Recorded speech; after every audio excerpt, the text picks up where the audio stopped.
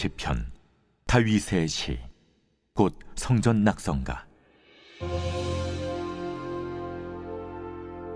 여호와여, 내가 주를 높일 것은 주께서 나를 끌어내사 내 원수로 하여금 나로 말미암아 기뻐하지 못하게 하심이니이다. 여호와 내 하나님이여, 내가 주께 부르짖으며 나를 고치셨나이다. 여호와여, 주께서 내 영혼을 스올에서 끌어내어 나를 살리사 무덤으로 내려가지 아니하게 하셨나이다. 주의 성도들아, 여호와를 찬송하며 그의 거룩함을 기억하며 감사하라. 그의 노여움은 잠깐이요 그의 은총은 평생이로다. 저녁에는 울음이 깃들일지라도 아침에는 기쁨이 오리로다. 내가 형통할 때에 말하기를 영원히 흔들리지 아니하리라 하였도다.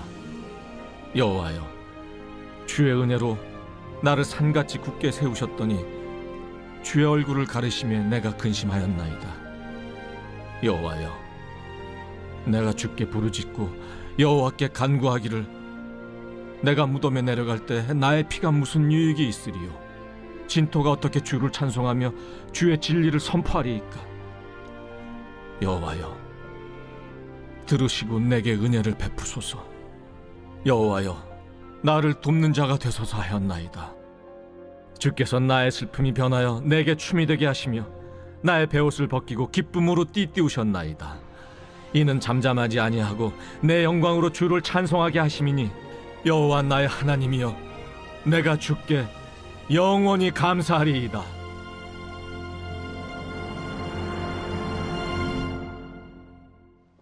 할렐루야. 행복한 아침 묵상으로 여러분께 인사드립니다. 누구나 삶을 살아가다 보면 고통의 순간들과 시련과 어려움의 순간들을 만나게 됩니다. 가족이 세상을 떠나거나 질병으로 인해서 아픔을 겪게 되는 그 슬픔을 경험하기도 하고, 경제적인 상황으로 인해서 가정이 큰 시련을 당하기도 합니다. 제가 예전에 군대를 전역하고 지구로 왔었는데 저희 집이 아니었던 적이 있습니다.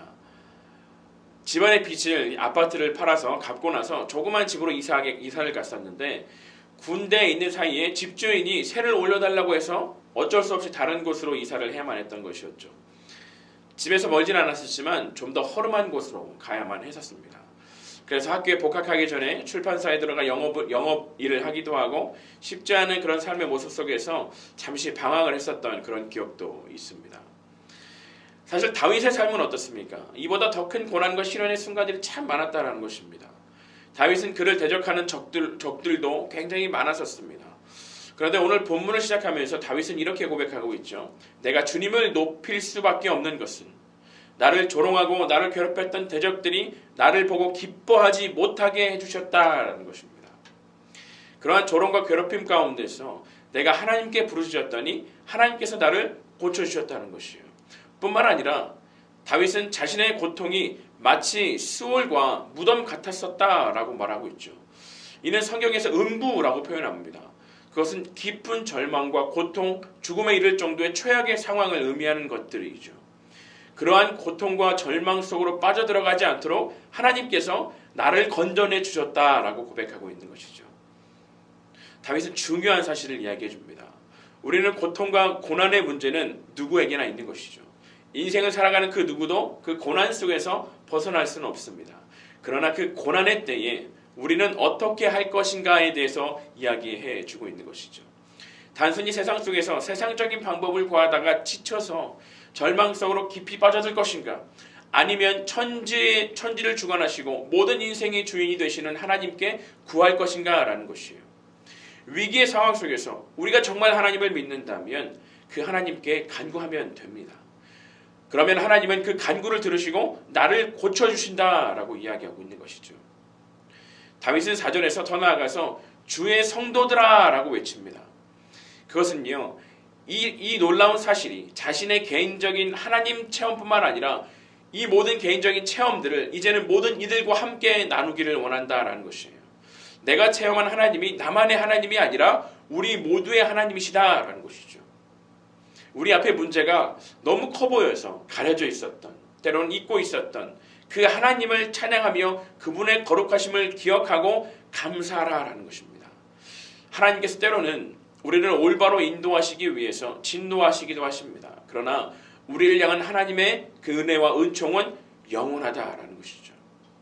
마치 그분이 자녀들을 채찍질하시기도 하시는 것처럼, 그럼으로써 궁극적으로 하나님이 원하시는 것이 무엇일까요? 그것은요, 그 자녀들이 하나님 나라의 영원한 소망 가운데 살도록 인도하시고자 하신다는 것입니다.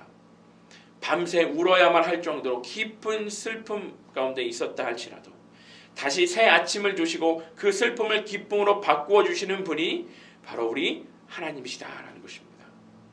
그런데 우리가 경계해야 될 것이 있습니다. 우리가 잘되고 번성하며 모든 일이 잘 풀려지는 것만 같은 그런 형통 가운데 있을 때, 그것이 마치 나의 성취인 것처럼 교만에 빠져버린다라는 것이죠. 우리가 때로는 깊은 고난과 절망 속에 왜 빠지게 될까? 많은 경우에 우리가 하나님의 은혜를 망각하고 나 자신을 내세우게 될 때 그렇게 됩니다. 6절에서 다윗은요, 형통할 때에 내가 결코 흔들리지 않으리라 라고 합니다. 그러나 7절에서 이렇게 나오고 있죠. 주께서 그 얼굴을 가리시니 내가 근심하게 되었다 라고 말하고 있는 것입니다. 자신의 교만함으로 하나님의 은혜가 그에게서 떠나게 되었을 때, 그때부터 근심과 고난과 시련이 시작되었다라는 것이죠. 그렇다면 형통이란 무엇일까요? 6절의 형통이라는 것이 7절 말씀 가운데 이렇게 설명해 주고 있습니다. 형통이 무엇인가? 주의 은혜로 나를 산같이 굳게 세우시는 것.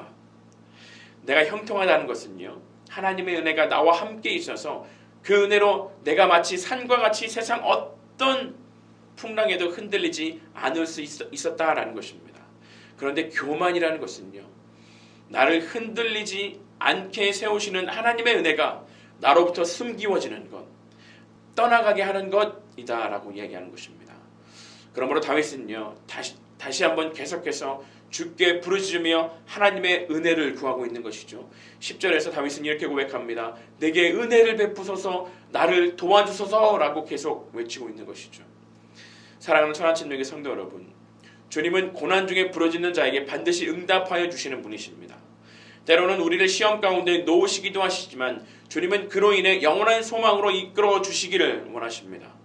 우리의 형통은요, 오직 그분의 은혜로 말미암아 살아가는 것이다라는 것입니다. 오늘 하루도 교만이 아닌 겸손함으로 그 은혜 가운데 머물며 영원토록 감사의 삶을 살아가는 형통한 성도님들이 되시기를 예수님의 이름으로 간절히 축복드립니다. 함께 기도하겠습니다. 사랑과 능력의 주님, 오늘 하루도 형통한 삶으로 나아갑니다. 주님의 은혜가 우리의 삶과 가정에 가득하게 하여 주시고 고난 중에라도 하나님을 구함으로 영원한 소망으로 함께 전진하는 감사와 찬송의 삶을 살게 하여 주옵소서. 예수님의 이름으로 기도합니다. 아멘.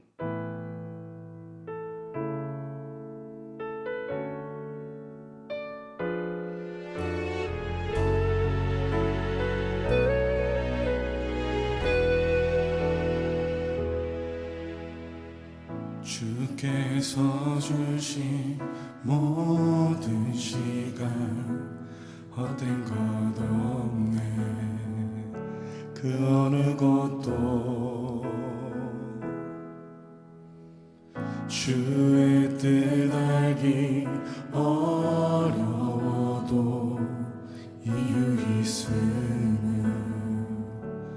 알기 원해.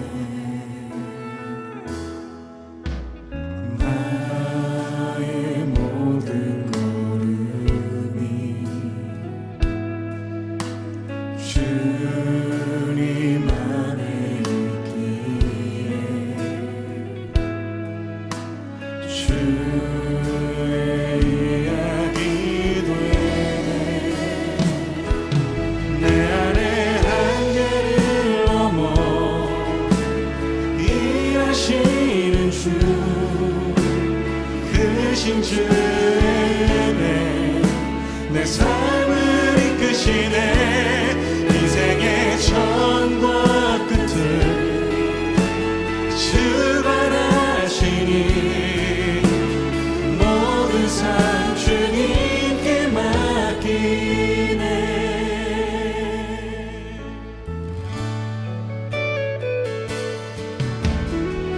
주께서 주신 주신 모든 시간 헛된 것 없네. 그 어느 것도 주의 뜻 알기 어려워도 이유 있으면 알기 원해. 나의 모든 걸음이 주님 안에 있기에 주의 약이 되네. 내 안에 한계를 넘어 일하시는 주, 크신 주